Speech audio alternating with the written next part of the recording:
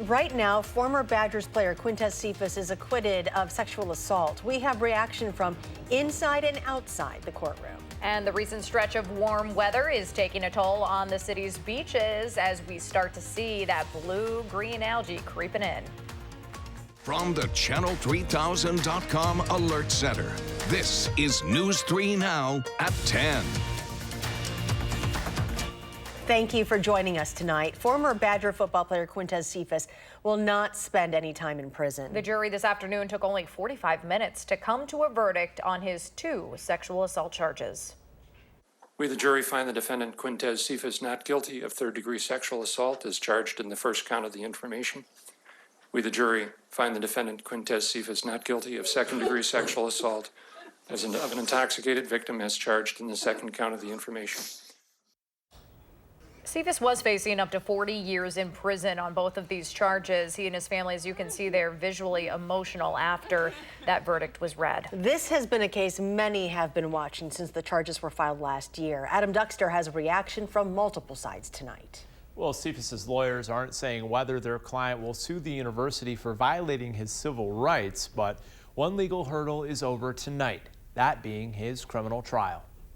The jury find the defendant Quintez Cephas not guilty of third-degree sexual assault as charged in the first count of the information. We, the jury, find the defendant Quintez Cephas not guilty of second-degree sexual assault of an intoxicated victim as charged in the second count of the information.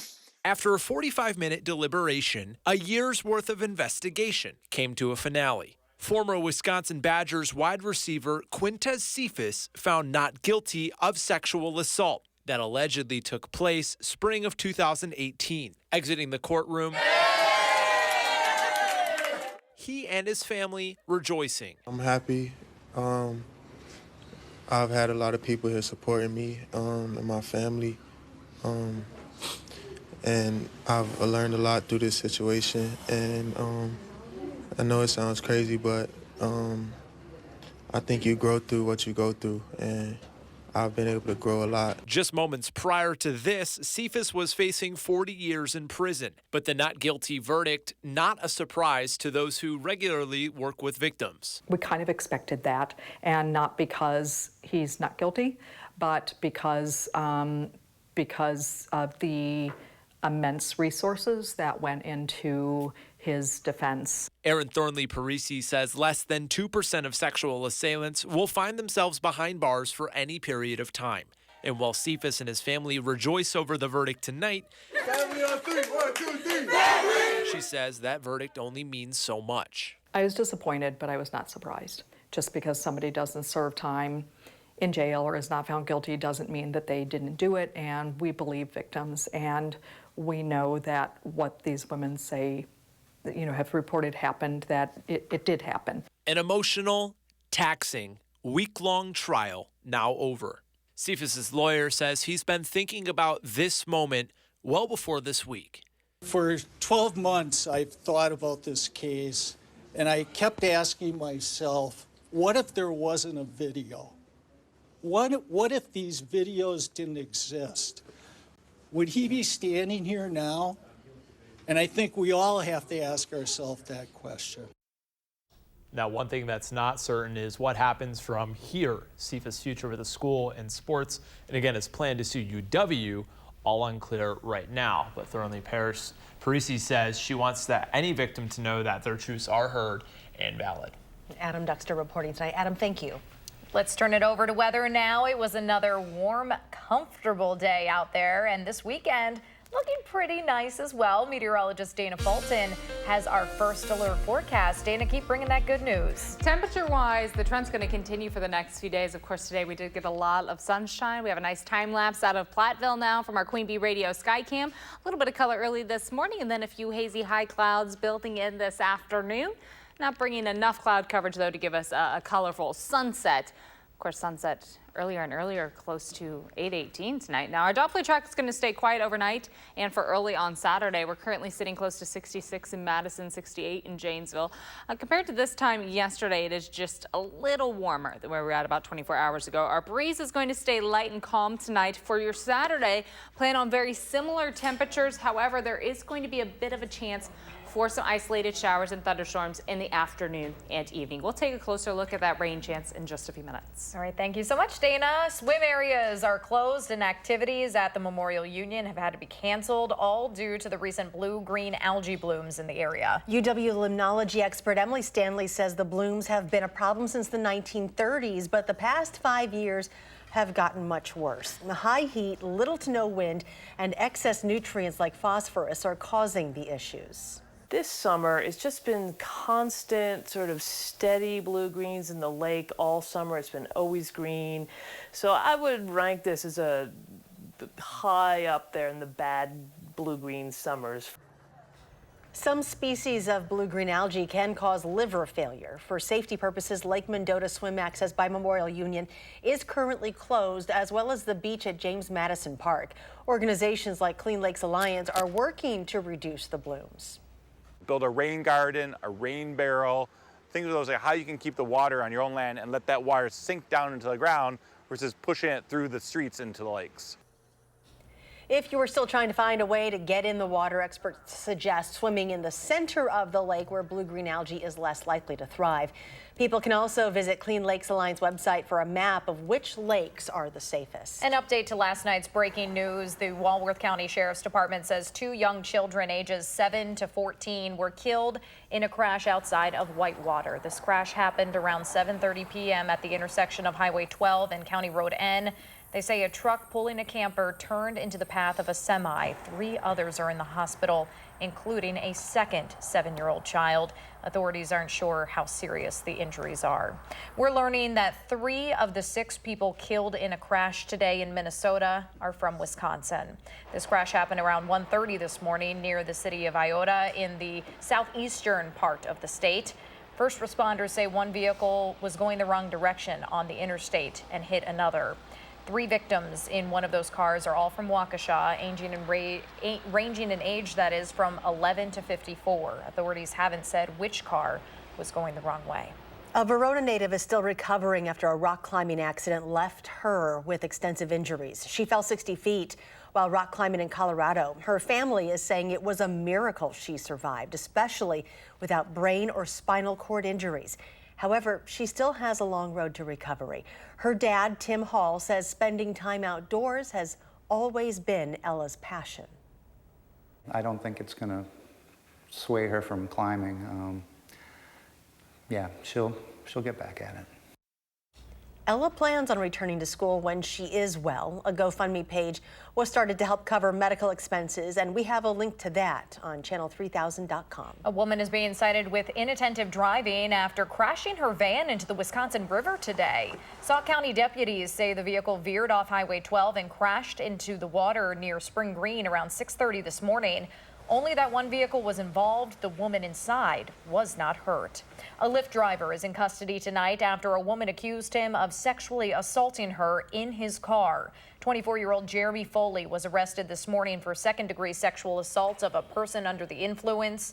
A woman told officers that on a ride back to her home, Foley stopped short of her address, locked the doors, and told her to perform a sex act on him. Police say she notified them after she was dropped off. A group lobbying for the new F-35s to be brought to Madison says the recently released impact statement will help the community alleviate potential impacts of increased noise. According to that statement released yesterday, the F-35 will be significantly louder than the current F-16 jets housed at Truax Field. The noise is expected to affect an additional 1,300 acres of land, which includes more than 2,000 more people. Today, the Badger Air Council says in part, as these potential impacts are identified, work can begin between the fighter wing, our federal, state, and local government partners, and the community in addressing and mitigating those impacts.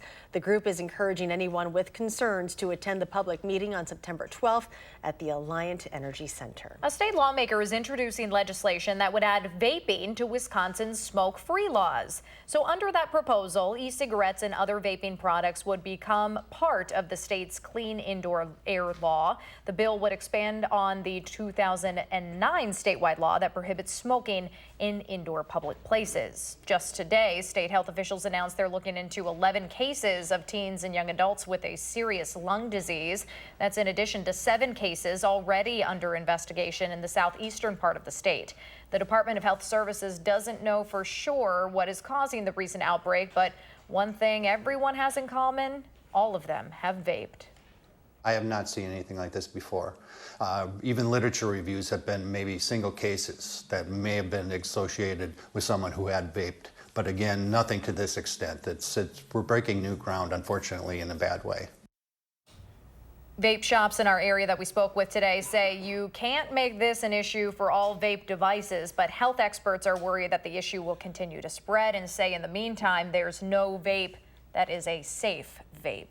Still ahead tonight, President Trump's first pick for the head of intelligence pulls himself out of the running. Plus, after weeks of street protests, the new governor of Puerto Rico is sworn in. Why his legitimacy is being called into question when we come back.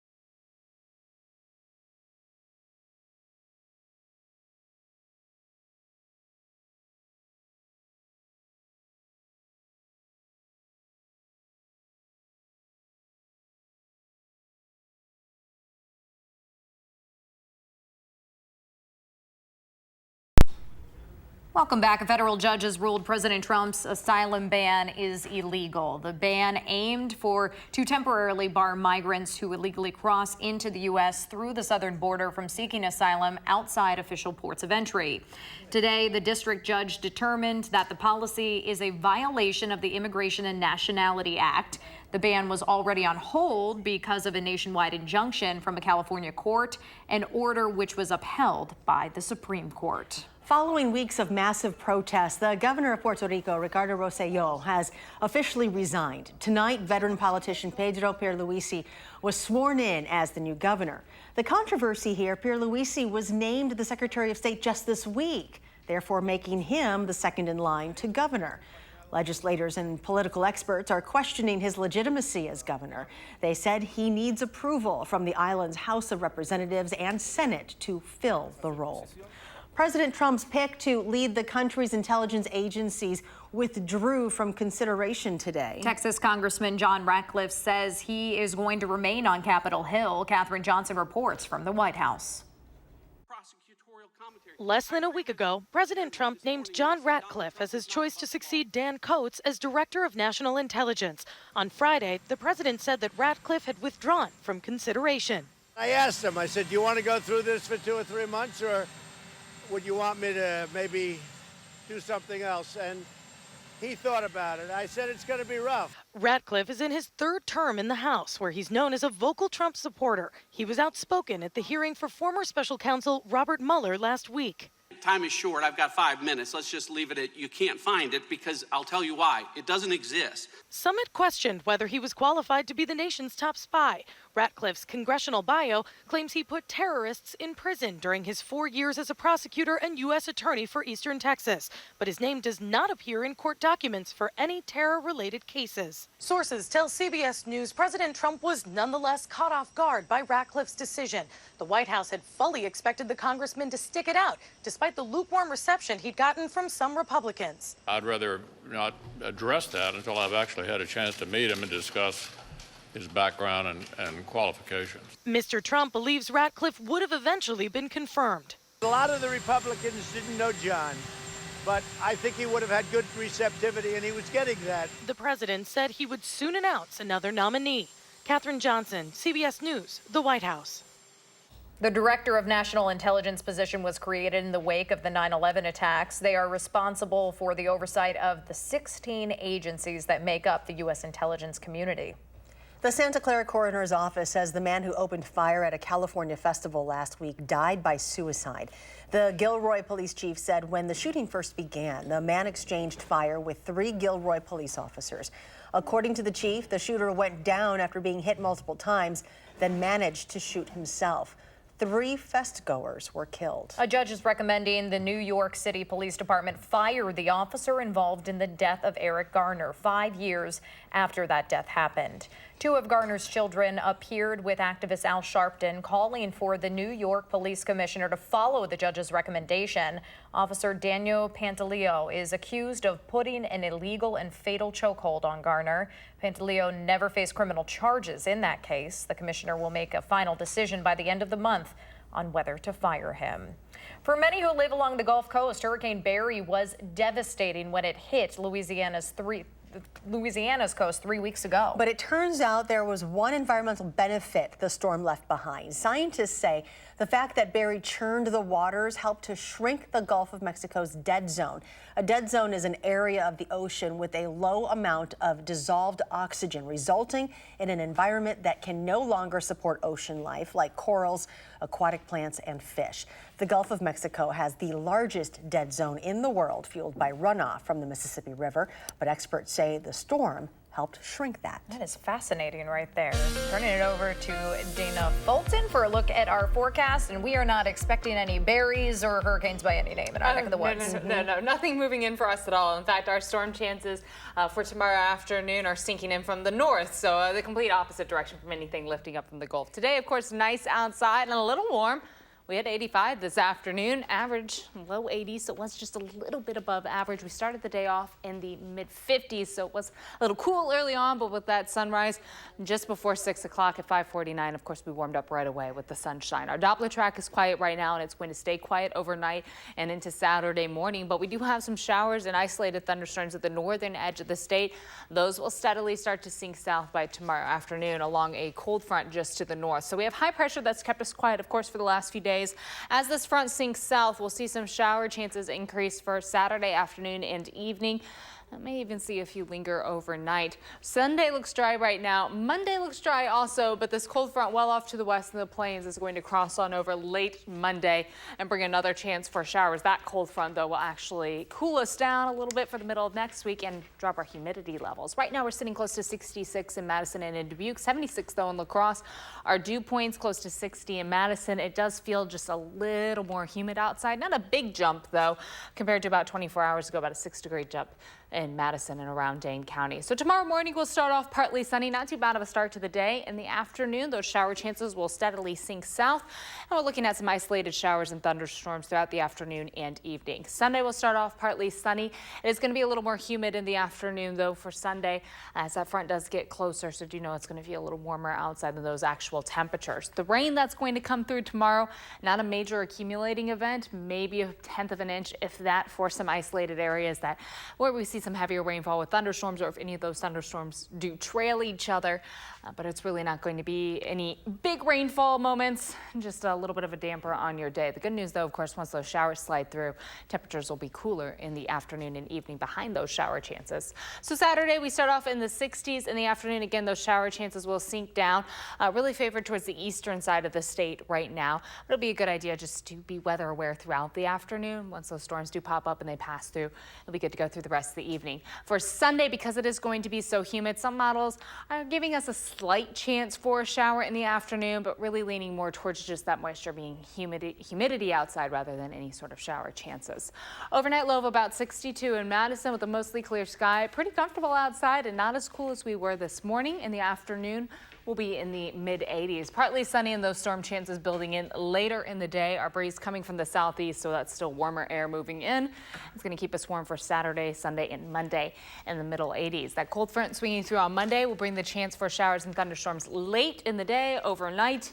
It may leave a slight chance for us early on Tuesday, but notice those temperatures behind the cold front will fall back into the upper 70s, and we'll see our humidity drop back off again. So we do have a few warm days ahead before it gets a little more comfortable for the following week, and then we don't really have many rain chances at all creeping back in behind that front on Monday. It should be another nice dry stretch and a nice comfortable stretch too, with temps in the upper 70s. It is still quite beautiful. Oh, today was fantastic. Very summery outside, just a little more humid, but not bad. All right, thank you.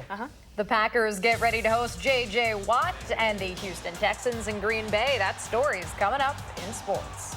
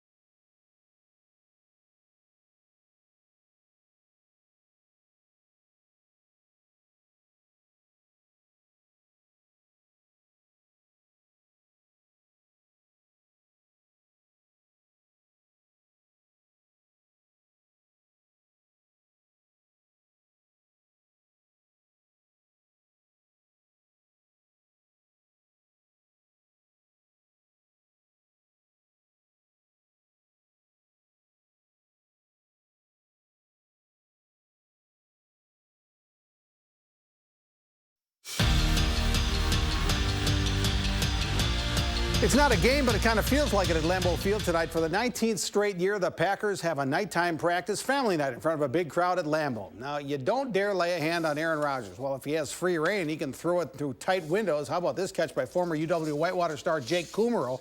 That's a beautiful one-hander. But this is the combination that's going to do it for the Packers this year. It's Rodgers to Devontae Adams for a big completion. Over 70,000 watch a glorified practice at Lambeau Field tonight. The Houston Texans will practice with the Packers next Monday and Tuesday, then play a preseason game at Lambeau Field next Thursday. J.J. Watt has had his share of injuries the last few years, but he finally played an entire season last year for the first time since 2015. And he's full go for preseason practice this year. Last year, I had an idea of what I wanted to accomplish, and I hoped I could accomplish it, but I wasn't 100% sure because I hadn't really played in a couple of years. And so this year, I have a lot of confidence going in. I have a lot of excitement. I have a lot of energy. I have a solid base where I know where I'm at, whereas last year I was kind of feeling it out to see where I was at. Badger football moves its practice to the grass field to the north of Camp Randall today. After 2 practices, Paul Chris says they haven't really had to throw a lot of new stuff at the players, but they're reinforcing what they have learned so far. You know, the more you know, the more there is to know. You know, so I think that it's a good, for a lot of guys, it is a review, but they're probably learning another layer to it. So there's a few things that we didn't do in the spring, but the bulk of it is, you know, the veterans, guys who've been here before, have gone over quite a bit, and you know, even you guys was last first year guys. It's the majority of it's a review. The Brewers and Cubs begin a big weekend series at Wrigley Field this afternoon, and the Cubs take the first game. Ryan Braun hits better than anybody at Wrigley Field, so no surprise he hit another homer at Wrigley today. That's his 19th career homer at Wrigley. It tied the game at 1 in the second. He went 2 for 3 today. But Brewers starter Zach Davies, he has had a rough go of it lately. Javier Baez went 3 for 4 with 3 RBI, his 26th homer of the season. Final score, Cubs 6, Brewers 2. Now, the Cardinals had a rare day off Friday. So right now, St. Louis leads the NL Central by a half game over the Cubs. The Brewers are 2.5 out of first, and they're also a game and a half out of the second wild card spot. And the All-City Swim Meet begins at Westside Swim Club today. Over the next 3 days, there will be over 2,000 swimmers competing in over 4,000 events. The All-City Swim Meet began in 1962 with 5 city clubs. Now there's 13 of them. It's one of the largest outdoor amateur meets in the country. Ridgewood has won 21 of the last 24 All-City Swim Meets. Middleton won the team title last year. The finals are Sunday. And we'll be right back.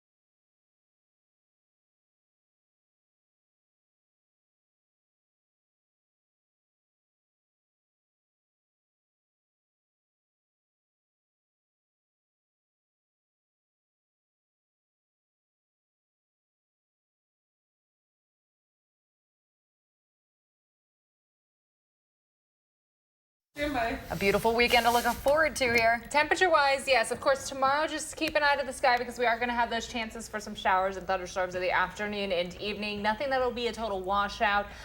But again, you just want to be weather aware later on in the day, and you may have to go inside for a little bit depending on what edge of town you're at.